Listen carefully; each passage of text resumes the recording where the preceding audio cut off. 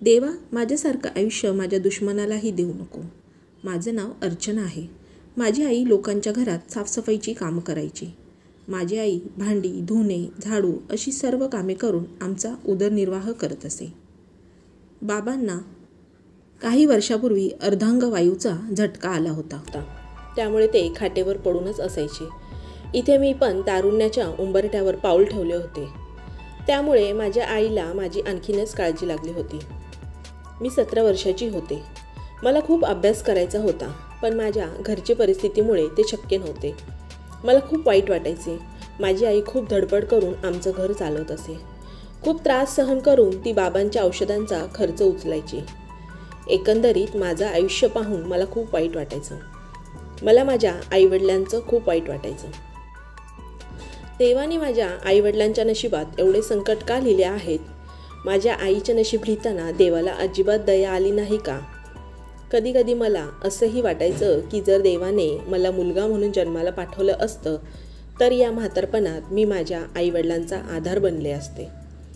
पण ही फक्त विचार करण्याची गोष्ट आहे. देवाला पाहिजे तेच घडते. मी 12वी नंतर शाळा सोडली आणि मी आईला घरच्या कामात मदत करू लागले. कधी कधी ती मला तिच्यासोबत काम करायला घेऊन जायची. माझे संपूर्ण बालपण असेच गरिबीत गेले. मी एक नाजूक गोऱ्या रंगाची मुलगी होती. मला 20 वर्षे पूर्ण झाली होती. माझी सुंदरता बघून मला लग्नासाठी मुलं सांगून यायला लागली. पण काय आहे की सगळ्यांनाच माझ्यासोबत वस्तूही हव्या होत्या, म्हणजे हुंडा हवा होता. आणि माझ्या आईकडे हुंडा देण्याचे बजेट अजिबात नव्हते. एके दिवशी असाच एक मुलगा मला सांगून आला आणि आई त्याला लगेच हो म्हणाली. मला आश्चर्य वाटलं. आई असं का करते? मी आईला विचारले असता तिने सांगितले की आदर्श नावाचा मुलगा आहे. तो खूप छान मुलगा आहे. माझ्या एका मैत्रिणीच्या ओळखीचा आहे. मुलगा एकटाच आहे. त्याला कोणी भाऊ नाही. लग्न झालेल्या 2 बहिणी आहेत. तो त्याच्या आईसोबत राहतो. बाप नाही. एवढंच त्याचं कुटुंब आहे. जर तुझे तिथे लग्न झालं तर तू खूप आनंदात राहशील. बघण्याचा कार्यक्रम झाला आणि त्या लोकांनी मला पसंत केले. मी खूप खुश होते. माझ्या आयुष्याची नव्याने सुरुवात होणार होती. माझा कोणीतरी जीवनसाथी असेल असा विचार करत मी खुश होत होते. नवऱ्याकडचे लोक म्हणाले, आम्हाला हे लग्न साधेपणाने करायचे आहे. आम्हाला तुमची फक्त मुलगी द्या. हुंडा वगैरे काहीच नको. एवढा चांगला जोडीदार आणि माणसे मला मिळाली म्हणून आई बाबा खूप खुश झाले. आणि महत्त्वाचं म्हणजे त्यांनी हुंडा मागितला नाही यातच त्यांचा चांगुलपणा दिसून येत होता. त्यांना लग्न लवकरात लवकर करायचं होतं. त्यांनी लग्नासाठी फक्त 1 आठवडा दिला होता. इतक्या घाईने सर्व तयारी करणे म्हणजे आमच्यासाठी मोठी कसोटी होती. पण कसे तरी लग्न झाले आणि मी माझ्या सासरच्या घरी पोहोचले. घर सुंदर 3 मजली होते. संगमरवरी मार्बल लावले होते. माझ्या खोलीत आले तर तेही चांगली सजलेली होती. हे सर्व पाहून मी क्षणभर आश्चर्यचकित झाले. माझ्या नशिबावर विश्वासच बसत नव्हता. माझंही नशीब इतकं चांगलं असू शकतं? आदर्श खूप चांगला माणूस होता आणि मुख्य म्हणजे माझ्या सासूबाई खूप चांगल्या होत्या. मला त्या खूप जपायच्या. लग्न होऊन इतके दिवस झाले होते तरी आजही माझी अनेक कामं माझ्या सासूबाई स्वतः करायच्या. मला एक चांगला नवरा आणि चांगली सासू मिळाली. मी देवाचे लाख लाख आभार मानले. हे लोक खूप छान होते. मी खूप आनंदी होते. पण माझ्या सासूबाईच्या बाबतीत एक गोष्ट खूप विचित्र होती.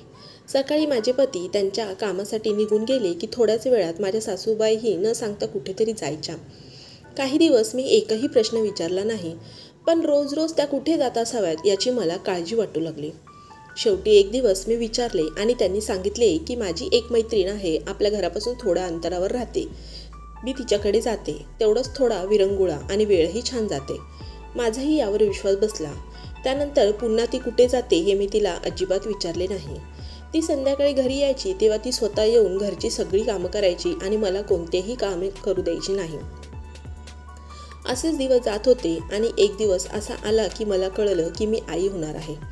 मी खूप आनंदी होते. माझा नवरा पण खूप आनंदी होता आणि सर्वात जास्त आनंद तर माझ्या सासूबाई होत्या. त्या माझी खूप काळजी घेऊ लागल्या. त्यांनी मला माझी आई माझ्यासोबत नाही ही उणीव जाणूच दिली नाही. ती माझ्यावर आईपेक्षा जास्त प्रेम करत होती. शिवाय ती रोज रात्री मला स्वतःच्या हाताने दुधाचा ग्लास प्यायला द्यायची आणि मी झोपेपर्यंत ती माझ्या शेजारी बसायची आणि माझ्या डोक्यावर हात फिरवायची. असाच 1 महिना निघून गेला. एक दिवस अचानक माझी तब्येत बिघडली. आदर्श मला दवाखान्यात घेऊन गेले. माझी तब्येत इतकी बिघडली की मला माझे मूल गमवावे लागले. या धक्क्यामुळे मी आठवडाभर अंथरुणावर पडून होते. आदर्शने माझी खूप काळजी घेतली, मला खूप दिलासा दिला. माझ्या सासूबाईंनीही माझी खूप काळजी घेतली. आठवडाभरानंतर मी सर्व विसरून माझ्या आयुष्यात परत आले. काळ भराभर पुढे सरकत होता. मला आई बनायचं होतं. मी देवाकडे खूप प्रार्थना करायची. माझे पतीही मला खूप धीर द्यायचे. देवाच्या कृपेने सर्व काही ठीक होईल असे ते म्हणायचे. काही दिवसांनी देवाने पुन्हा माझी प्रार्थना ऐकली. मी पुन्हा गरोदर राहिले. माझ्या आनंदाला सीमाच उरली नाही आणि यावेळी पुन्हा 2 आठवड्यानंतर माझा गर्भपात झाला. पण आश्चर्याची गोष्ट म्हणजे माझ्या नवऱ्याच्या आणि माझ्या सासूच्या वागण्यात काहीच बदल झाला नाही. मी खूप आश्चर्यचकित आणि अचंबित झाले. असेच दिवस जात राहिले. माझी तब्येत नेहमी बिघडायला लागली आणि मी सतत विचार करत असे की मला काय होत आहे. आणि सर्वात आश्चर्याची गोष्ट होती ती म्हणजे इतकं सर्व होऊन माझ्या सासूबाईचे माझ्यावरचे प्रेम कमी होत नव्हते. मी 3-4 वेळा गरोदर राहिली, पण प्रत्येक वेळी असाच माझा गर्भपात व्हायचा. आता मात्र मला टेन्शन येऊ लागलं. माझी तब्येत दिवसेंदिवस आणखीनच खराब होऊ लागली. मला नक्की काय होते हेच समजत नव्हते. माझ्या सासूबाई माझी खूप काळजी घ्यायच्या, पण मला औषधाची गरज आहे म्हटल्यावर मला सोबत नेण्याऐवजी त्या स्वतः डॉक्टरांकडे जायच्या आणि औषध आणायच्या. मी विचारले असता मला म्हणायच्या की बाहेर जाऊ नकोस, जग खूप वाईट आहे. त्यांची माझ्याप्रती इतकी काळजी पाहून मला भरून यायची. पण अचानक हे सर्व काय चालू झालं मला काहीच समजत नव्हतं. यातच काही दिवसांनी माझे वडीलही हे जग सोडून निघून गेले. आता माझी आई एकटी पडली होती. सर्व काही विचित्र झाले होते. हे जग रिकामे वाटत होते. आनंदाची लाट जितक्या वेगाने माझ्या आयुष्यात आली तितक्याच वेगाने माझ्या आयुष्यातून निघून जात आहे असं वाटत होतं. नंतर माझ्या आयुष्यात एक दिवस आला. तो दिवस माझ्यासाठी एका विनाशापेक्षा कमी नव्हता. त्या दिवशी माझ्या डोळ्यांवरील सर्व पट्टी दूर झाली. मी माझ्या पतीला माझ्या सासूशी बोलताना ऐकले. माझे डोळे आणि कान हा क्षण पाहू आणि ऐकू शकत नव्हते. झालं असं होतं, रोजच्यासारखं सासूबाई मला झोपून त्यांच्या रूममध्ये निघून गेला. माझे पती नेहमी कामावरून उशिरा घरी परत यायचे आणि माझी सासू स्वतः त्यांना जेवण वगैरे देत असे. लग्नाच्या पहिल्या दिवसापासून आजपर्यंत अशीच परिस्थिती होती. त्या दिवशीही तेच घडले. मी झोपले होते. अचानक तहान लागल्याने मला जाग आली. मी पाणी पिण्यासाठी माझ्या रूमबाहेर आले. डोक्यात एक प्रकारची गुंगी होती. मी किचनमध्ये गेले, पाणी प्यायले आणि परत झोपण्यासाठी येत होते. तेवढ्यात मला अचानक सासूबाईच्या खोलीतून हसण्याचा आवाज आला. मी त्यांच्या खोलीजवळ गेले आणि ऐकू लागले. तेवढ्यात खोलीतून माझ्या पतीच्या हसण्याचा आवाज आला. मी लक्ष देऊन ऐकू लागले. आदर्श बोलत होता, हळू बोल नाही तर ती उठेल. तर पुढे माझ्या सासूबाई म्हणाल्या की ती उठणार नाही. मी तिला झोपेची गोळी दिली आहे आणि झोपवले आहे. सकाळपर्यंत जाग येणार नाही. हे ऐकून दोघेही पुन्हा जोरजोरात हसू लागले. त्यांचे हे बोलणे ऐकून मला धक्काच बसला. माझ्या कानांवर विश्वास बसत नव्हता. मी आजवर घेतलेल्या सर्व गोळ्या झोपेच्या गोळ्या होत्या. म्हणूनच मला रोज सकाळपूर्वी भान येत नाही. मी त्यांचं बोलणं ऐकण्याचा प्रयत्न करत होते, पण काहीच ऐकू येत नव्हतं. दुसऱ्या दिवशी मी उठले आणि त्या लोकांना शंका येऊ दिली नाही की मी त्यांच्यावर संशय घेऊ लागले आहे. दिवस असाच गेला आणि रात्र झाली. रोजच्याप्रमाणे माझ्या सासूबाई दूध आणि औषध घेऊन माझ्या खोलीत आल्या. त्यांचे लक्ष विचलित होताच मी टॅबलेट लपवून ठेवली आणि सासूबाईंना वाटले की मी गोळी घेतली आहे. नंतर मी झोपेचे नाटक करून बेडवर पडून राहिले. थोड्या वेळाने माझ्या सासूबाई त्यांच्या खोलीत गेल्या. माझे पती घरी येताच ते थेट त्यांच्या खोलीत गेले. काही वेळाने पुन्हा दोघांच्या हसण्याचा आवाज येऊ लागला. मी हळूच उठले आणि त्यांच्या खोलीच्या बाहेर उभं राहून त्यांचे बोलणे ऐकू लागले. माझे पती आणि माझी सासू, ज्यांचे नाव चेतना होते, आपापसात बोलत होते. चेतना, मला वाटते की ही बाई देखील मुलाला जन्म देऊ शकणार नाही. मग मी दुसरे लग्न करून काय उपयोग? मला तुझ्यापासून मूल होऊ शकलं नाही, म्हणूनच मी तिच्याशी लग्न केले. पण आता तीही आई होऊ शकत नाही. असं वाटते मी काय करू? मला कोणत्याही प्रकारे मूल हवं आहे. चेतना म्हणाली, मी माझ्या नवऱ्याचे लग्न आणखी एका सुंदर मुलीशी करेन आणि ती नक्कीच तुला मूल देईल. यावर आदर्श बोलला, मग द्या, या मुलीचे काय करायचे? चेतना म्हणाली, ती अशीच मरणार आहे. तिची काळजी करू नको. माझ्याकडे सर्व उपाय आहेत. त्यानंतर दोघेही खूप हसले. हे सर्व ऐकून माझ्या पायाखालची जमीनच सरकली होती. ज्या स्त्रीला मी माझ्या आईचा दर्जा देत होते ती माझ्या नवऱ्याची बायको होती. हे सगळं माझ्यासोबत काय होतंय मला काहीच कळत नव्हतं. मी पटकन माझ्या खोलीत गेले आणि दरवाजा लावून घेतला आणि रडू लागले. माझ्यासोबत हे काय घडले? मी असे काय केले की मला ही शिक्षा मिळाली? पण आता स्वतःचाच राग येऊ लागला होता. आता मी माझा मृत्यू अगदी जवळून पाहत होते. नंतर मी ठरवलं की सकाळी आदर्श कामावर गेल्यावर मी एकदा चेतनाला विचारेन की तुम्ही माझ्याशी असं का वागलात. माझे आयुष्य तर आता संपणारच आहे, मग त्यांच्या अशा वागण्यामागचं कारण मी जाणून घेईन. संपूर्ण रात्र रडतच गेली. सकाळी आदर्श कामावर निघून गेल्यावर मी उठले आणि थेट चेतनाच्या खोलीत गेले. मला बघून चेतना आश्चर्यचकित झाली की मी अशी तिच्या खोलीत कशी आली. मी सरळ तिच्याजवळ गेले आणि बोलले, चेतना, तू माझ्याशी असे का केलेस? तू माझी इतकी फसवणूक कशी करू शकतेस? माझा हा प्रश्न चेतनाला चकित करणारा होता.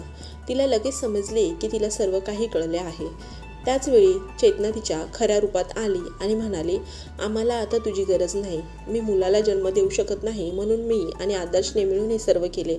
पण आदर्शला माझ्याशिवाय कोणापासून मूल होऊ नये असं मला वाटायचं. म्हणूनच औषध देऊन मी तुझ्या मुलांनाही मारत राहिले. आणि त्याचबरोबर मी तुला रोज रात्री दुधातून अशी औषधं दिली आहेत की ज्यामुळे तू आतून पूर्णपणे निकामी होत चालली आहेस. लवकरच तू मरणाच्या दारात असशील. चेतनाने सांगितलेली प्रत्येक गोष्ट माझ्या कानाला टोचत होती.